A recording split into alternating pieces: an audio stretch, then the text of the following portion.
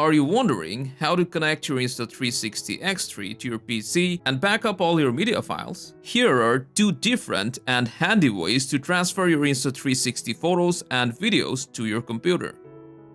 The first way is by transferring using a cable. But before that, what you'll need to do is turn on your Insta360 X3, swipe down, tap on Settings, then USB mode, and you have to choose U-Disk. Now you'll need to open this cover for the USB-C port, grab any C2C cable with data transfer capability, and then plug it into your Insta360, and the other one goes to your Windows or Mac.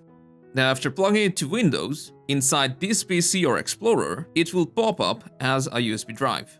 And on a Mac, it will show up on the desktop as no name. So now you just go ahead and open it, and inside the storage drive, you'll find the DCIM folder. Just open it. Inside the folder, you'll have all your photos and videos. Now you can just copy and paste the ones that you want to move, or simply drag and drop them to any folder.